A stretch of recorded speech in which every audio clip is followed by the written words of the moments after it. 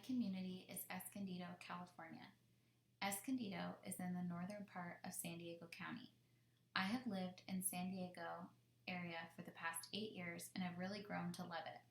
I chose to focus on Escondido specifically because this is the city and school district with which we interact and will be a population I will likely serve in my future career. I wanted to learn more about how I can best serve my community. I would like to walk you through an overview of the demographics and data for Escondido. Escondido is mostly half white and half Hispanic in population ethnicity. There is a significant portion of the population living in poverty, 14.2%. Not alarmingly high by some standards, but knowing 14.2% of my community is battling poverty was shocking and distressing to learn. Even more alarming is the large percentage of children in the city living in poverty. This graphic shows the poverty rate by age in Escondido. Notice that elementary age students 6 to 11 years old account for 27% of the city's poverty rate. This is the same data broken down by school enrollment. I found all this data so distressing because as a future elementary school teacher, children are mostly who I will be working with. On a personal level as a mother, it breaks my heart to imagine so many children struggling with the realities of poverty and all that brings. I would love to see progress on these numbers not only for the benefit of my community's children, but also for their families. Knowing these numbers are people in my very own community really brought home this stark reality. Additionally, 33% of the community does not have high school diplomas. This is another data point I found particularly stunning and draws concerns to the local school system for me.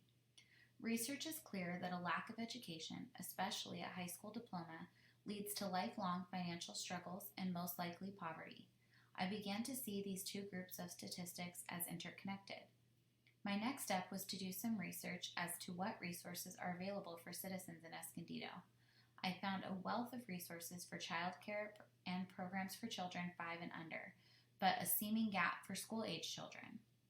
I have no doubt this is in part due to the reality that the school system would then become responsible for school-age children and their programs, but is this enough? I fear it is not sufficient. This became my area of focus. The research is clear about another topic, literacy. Reading is the foundation for all learning. If one has the ability to read, they are able to learn about any topic or subject they choose. Currently in the United States, 1 in 4 children grow up without learning how to read. I find this shocking, and I hope you do as well. Students who don't read proficiently by the 3rd grade are 4 times likelier to drop out of school. This information bundled together made my focus clear. I wanted to focus my attention on literacy for early elementary school children in my community. As mentioned, I currently interact with Escondido School District with my own child and feel I can reference my own experiences to shed some light on why early and proficient literacy with students could be improved. My daughter is currently in the 1st grade. Last year, her kindergarten year was her first year in the public school system. I felt fairly confident about her abilities entering kindergarten and felt comfortable that her teacher would be able to take the lead on teaching her to read. That's the way it usually works, right? I consider myself an involved parent. I volunteered in her classroom once a month to teach art. I picked her up from school every day and usually saw her teacher for a brief second or two in the carpool line. Knowing my high level of involvement and regular communication with my daughter's teacher, I assumed if there was an issue academically, she would surely bring it to my attention. By the end of the year, I learned I had assumed incorrectly. My daughter was struggling to read and behind grade level, but the only way this information was brought to my attention is because I asked her teacher specifically about her progress with reading. I felt blindsided and very much left out of the loop. Now entering summer and in a pandemic no less, I felt frantic and resourceless of how to help my daughter catch up and progress before 1st grade in the fall. I was also sure I could not be the only parent facing this situation. Completely left in the dark academically until the end of the year, I saw an opportunity for all this to be avoided. Coupled with the community poverty numbers and high school dropout rates, I was concerned and wanted to do my part in the solution. I think all too often we as parents assume the school will take care of the academics.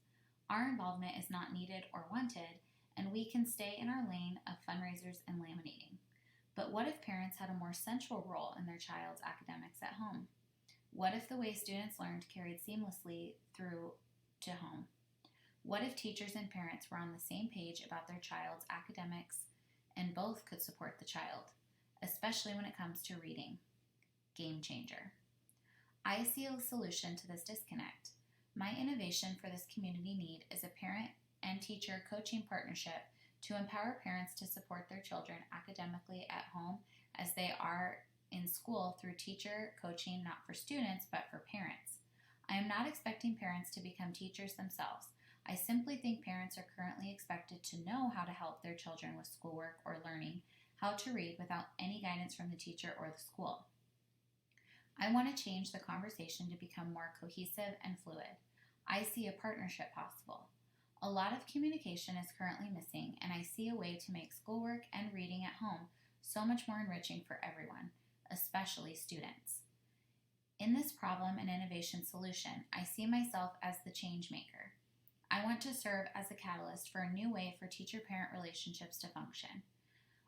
I now view this mission for literacy in the early elementary years as part of my professional identity. Uncovering this problem, along with the vitality of early proficient literacy, has made me steadfast in my commitment to make sure the system is doing everything it can to set each child up for success. I firmly believe this starts with literacy. As a future elementary school teacher, I believe in and value education. I believe education is the pathway forward in more ways than one. I believe education can change lives.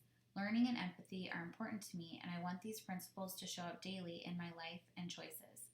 The problem I would like to solve is literacy in my community.